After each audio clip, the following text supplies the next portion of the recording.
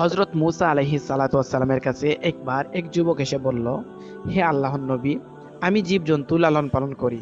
আপনি দয়া করে আল্লাহ তাআলার কাছে দোয়া করুন যাতে আমি তাদের দুঃখ সুখ সকল কথা বুঝতে পারি আর উপযুক্ত ব্যবস্থা নিতে পারি। যুবকটির কথা শুনে মুসা আলাইহিস সালাতু ওয়াসসালাম বললেন, সাবধান, এর থেকে বিরত থাকুন। এর মধ্যে অনেক বিপজ্জনক ব্যাপার স্যাপার লুকিয়ে আছে যা আপনি সহ্য করতে পারবেন না। কিন্তু যুবকটি নাছোড়বান্দা, সে বারবার কাকুতি মিনতি করে একই কথা বলছিল। মুসা আলাইহিস সালাতু ওয়াসসালাম বললেন, এটা মঙ্গলজনক নয়। যুবকটি শেষে বলল, আর বেশি না হোক অন্তত গৃহপালিত মুরগ ও কুকুরের বাসা বোঝার ব্যবস্থা করে দিন। আর এই মিনতির দরুন হযরত মুসা আলাইহিস সালাতু ওয়াসসালাম আল্লাহর কাছে দোয়া করলেন। অতঃপর আল্লাহ তাআলা তার দোয়া কবুল করলেন এবং যুবকটিকে জীবজন্তুর ভাষা বোঝার মতন ক্ষমতা দান করলেন। যুবকটি খুশি মনে বাড়ি ফিরে গেল আর মনে মনে ভাবলো, এবার জীবজন্তুদের সকল চালাকি ধরা যাবে। পরদিন ভোরে বাড়ির হাঁস মুরগি ছেড়ে দেওয়া হলো।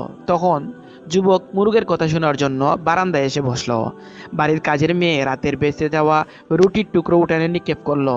কুকুরটি কাছে ছিল, এমন সময় মুরগটি জাপটি মেরে রুটির টুকরা মুখে নিয়ে নিল। কুকুরটি প্রতিবাদের সুরে মুরগকে বলল, রুটির টুকরো আমার ভাগে ছিল, তুই নিয়ে গেলি কেন? উত্তরে মুরগ বলল, একটু ধৈর্য ধরো, অবস্থা দ্বারা জানতে পেরেছি কালকেই আমাদের মনিবের সুন্দর ঘোড়াটা মারা যাবে, তখন তুমি মজা করে তার গোশত খেতে পারবে। বারান্দায় বসে থাকা যুবক মুরগের কথা শুনে চিন্তায় পড়ে গেল। অতঃপর ক্ষতি এড়ানোর জন্য ঘোড়াটি বাজারে নিয়ে বিক্রি করে দিল। পরদিন সকালে যখন আবার উঠানে রুটি নিক্ষেপ করা হলো, তখন মুরগটি তার সাথে সাথে নিয়ে নিল। কুকুরটি সেদিনও বঞ্চিত হয়ে রাগ করে মুরগকে বলল, ধোঁকাবাজ কোথাকার, কালকে রুটি নিলে আজকেও নিয়ে গেলে, কই ঘোড়া তো মরল না, বরং মালিক তা অন্য জায়গায় বিক্রি করে দিয়েছে। জবাবে মুরগ বলল, ঘোড়াটি সত্যিই মারা গেছে, তবে অন্যখানে। অধৈর্য হয়েও না, বরং অবস্থা দ্বারা জেনছি কালকে মনিবের উটটি মারা যাবে, তখন তুমি ইচ্ছা করে খেতে পারবে। উটের মৃত্যুর কথা শুনে মনিব পেরেশান হয়ে গেল আর তৎক্ষণাৎ তা বাজারে বিক্রির জন্য পাঠালো এবং নিশ্চিত ক্ষতির হাত থেকে বেঁচে গেল। পরদিন সকালে আবারও রুটি ফেলা হলো, সাথে সাথে মুরগ রুটির টুকরা নিয়ে নিল। কুকুরটি আজও ব্যর্থ হলো। তখন সে তাচ্ছিল্যের সুরে মুরগকে বলল, বড়ই প্রতারক দেখছি তোকে, প্রতিদিন আমাকে ধোঁকা দিচ্ছিস।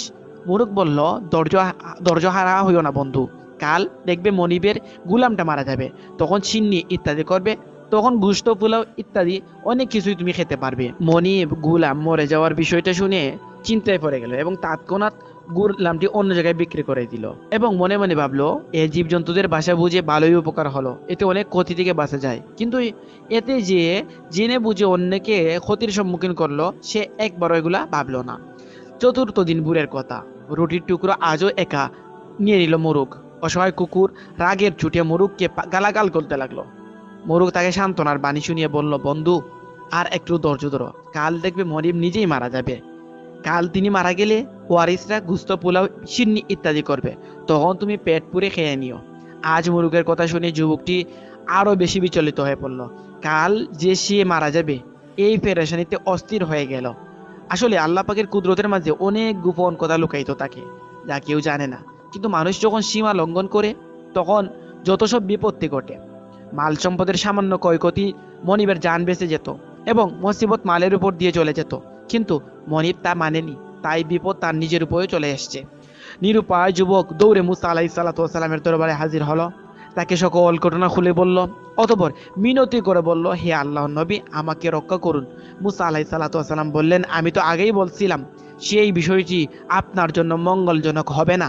আপনি কেমন স্বার্থপর, শুধু নিজের স্বার্থ দেখলেন, অপরের ক্ষতি দেখলেন না। নিজের ক্ষতির কথা ভেবে সব বিক্রি করে দিলেন, অথচ যে কিনেছে সে ক্ষতির মধ্যে পড়ছে এটা একবারও ভাবলেন না। এজন্য বিপদ আপনার উপরে চলে আসছে। এখন নিজেকে অন্য কারো কাছে বিক্রি করে দিন, তাতেই তো ভালো, এতে অনেক অর্থকরী ও ধন সম্পদ লাভ হবে। যুবকটি কৃতকর্মের জন্য ক্ষমা চাইল এবং মুসা আলাইহিস সালাতু ওয়াসসালামকে অনুনয় বিনয় করতে লাগলো। মুসা আলাইহিস সালাম বললেন, দেখুন, কামান থেকে গুলি বেরিয়ে যাওয়ার পর তা আর ওই কামানে ঢুকে না, কখনো না। আপনার মৃত্যু অবধারিত হয়ে গেছে, এর থেকে আপনার আর রেহাই নেই। তবে আমি আপনার জন্য ইমানের সাথে মৃত্যুর দোয়া করতে পারি। মুসা আলাইহিস সালাতু ওয়াসসালামের কথা শেষ হতে না হতেই যুবকটির শারীরিক পরিবর্তন শুরু হলো। একবার বমিও হলো, তার শরীর নিস্তেজ হয়ে আসলো। সাকরাতের এ সময়টিতে 4জন লোক তাকে ধরে বাড়ির দিকে নিয়ে গেল, কিন্তু বাড়ি পৌঁছা গেল না। মৃদু এক ঝাঁকুনি দিয়ে তার প্রাণ উড়ে গেল চিরদিনের জন্য। ধন সম্পদ সব পেছনে ফেলে যুবকটি পরকালের পথে রওনা দিল।